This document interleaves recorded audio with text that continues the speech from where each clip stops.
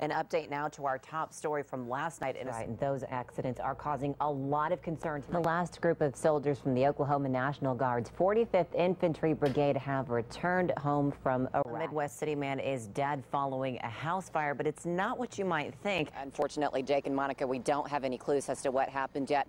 All we know is if you take a look behind me, you could see this crane was trying to lift the steeple on top of what will be called South Point Church. This is the edge of Statuary World's property, and you can see just how close together the businesses would really be. And Emmert says he's worried because the businesses just won't mix well. Oklahoma County officials say their building permits are down significantly from this time last year, meaning a lot of open lots will stay just like this. Good evening, and thank you for being here. I'm Kealey McIntire. And good evening, I'm Monica Price. Thanks for joining us. Our top story tonight: in the last 3 months, 2 people have been killed because of crane and boom lift accidents. One man was killed yesterday, another died in July. That's right, and those accidents are causing a lot of concern tonight. That's why the Department of Labor, along with dozens of companies, are having a serious conversation about safety.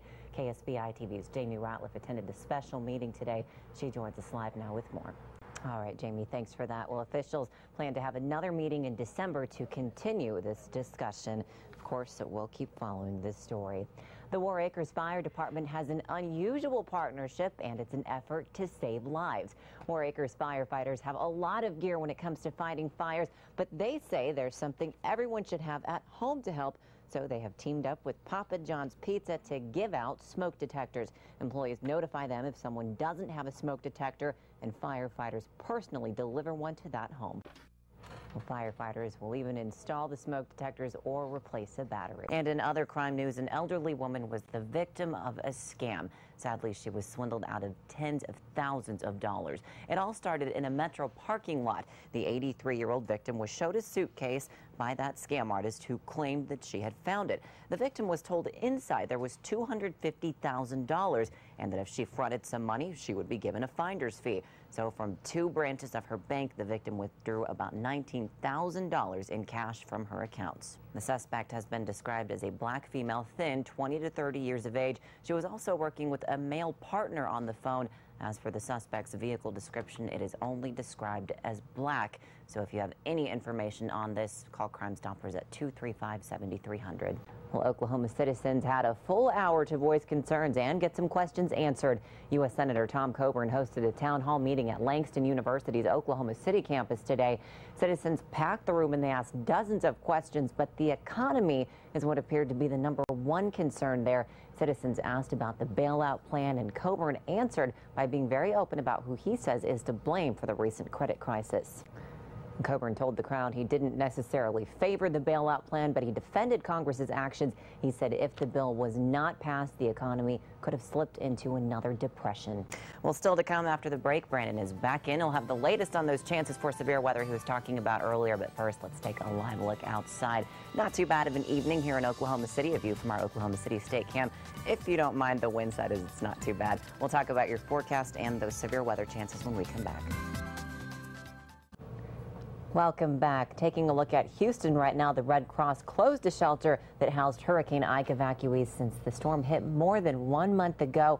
At its peak, the shelter housed more than 1,000 people. Those numbers have dwindled to about 150. Now evacuees are just scrambling to try to find alternative housing. The Red Cross is working with FEMA to find housing for residents whose homes are still unlivable. You know, it just goes to show it's in the news for a long time, or a short time nationwide, but It's still affecting so many people there. Yes, they are definitely in our thoughts and prayers. Well, in the meantime, I spent the afternoon in Norman, and I have to say it was borderline warm out there. I wouldn't consider it hot, but I love it. It was warm out there. I don't mind it. I like the warm temperatures, as you know, as so do you. So let's go ahead and check in with meteorologist Brandon Chambers in Tonight for Brady. All right, thanks, Brandon, for that. Still to come on Oklahoma News tonight, man's best friend can do more than just fetch the newspaper. Up next in a health report, how they say he could save your life. Welcome back. Dogs can do more than just fetch your slippers and retrieve toys. KSBI TV's Sarah Tapple joins us to explain in tonight's health report. Very interesting. Looking forward to that. Thank you, Sarah. Well, coming up after the break. Welcome back. Take a look at this. This is some absolutely amazing video of a very tense situation for a pilot there in Florida. As you can see, as the plane came in for a landing, the landing gear did not open when it touched down at Crystal River Airport. That is not good right there. Sparks, as you could see, flew. The plane skidded to a halt on the runway. However, the good news, very miraculous, 2 people reportedly were on board the plane, but they are okay tonight. That would be a very scary situation. Well, Jake and Monica, as you just said, firefighters got out here at about 10:30 this morning. When they did, the crane was just collapsed tonight. They still don't know what caused it. In fact, you could take a look behind me and you could see that crane is pretty much in the same position that it's been in since this morning. Now, this church has been under construction for more than 2 years, and today was a big day in that construction process. The steeple was being put up. The pastor tells us that is a pivotal moment for any church. 2 people were inside the car that was parked in the parking lot when it was hit. One is 79-year-old Winfred Stafford. The other is his wife. They had come here to watch the steeple being put up. Now, crews were using the crane to raise that steeple. That's when the crane just fell over. The woman was able to get herself out of the car, but firefighters pronounced the man dead here at the scene. Pastor Joe Hancock spoke with us. He told us that this was a close friend and a longtime member.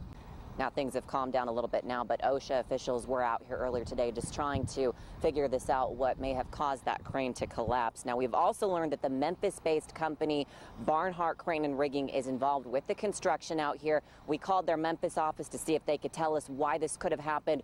Our phone calls still have not yet been returned, so we'll have to keep you updated on that. Reporting live in South Oklahoma City, Kealey McIntire, KSBI TV. The word toll is a key word tonight. The economy has taken a toll on our state's turnpikes. In turn, that could affect the amount you pay at the toll. Even though revenue is down, the Oklahoma Turnpike Authority is moving forward with planned projects, and they need money to do them.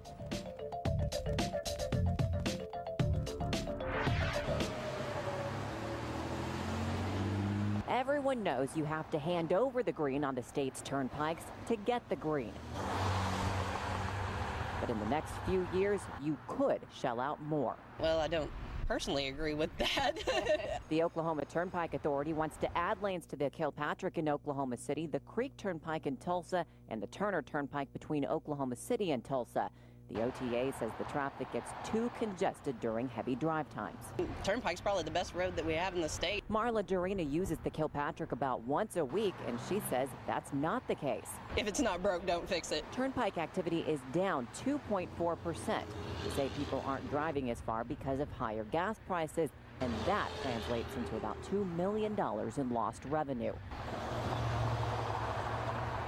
Funding for OTA projects comes only from tolls.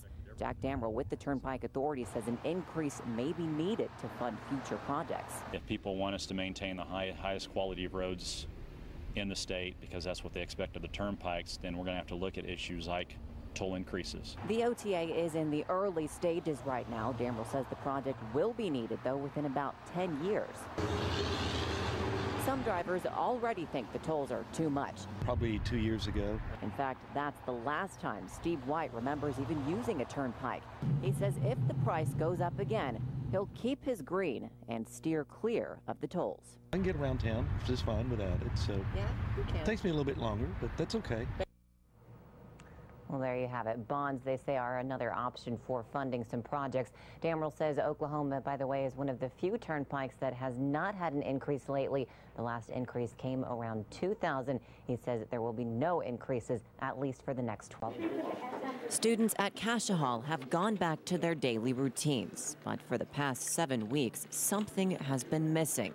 And that something is the smiling faces of freshman twins Adrian and Michael Lunn and their older sister, Catherine. Nights we've just cried together and just, we can't even, like, it still hasn't hit me that they're gone, because they were just a huge part of the Cache community. The Lunns will be deeply missed by all, but perhaps they'll most be missed by the music department. When we lost them, it was just like, what are we gonna do now, you know?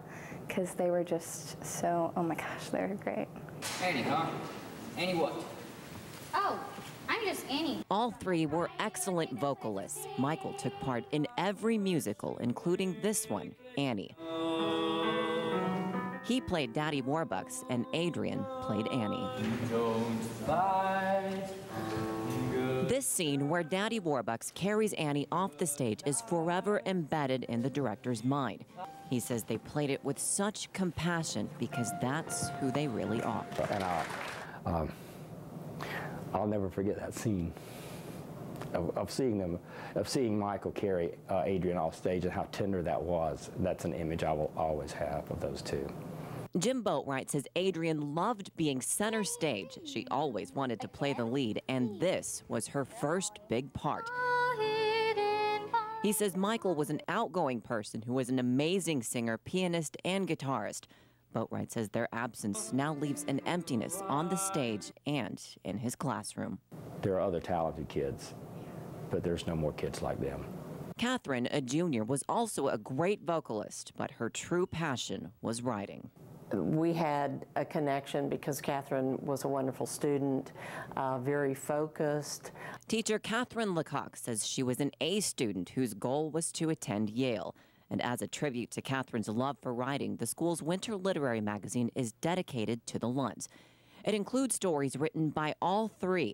Lecoq says it's a way for the school to remember their legacy. So many students were touched by them. I don't think there's entirely closure yet, and we still feel that their presence is with us. The music room, English class, and the stage are all lacking something now that the Lunds are gone. But fellow students find comfort in knowing they're now on a stage in heaven, rejoicing in the heavenly choir.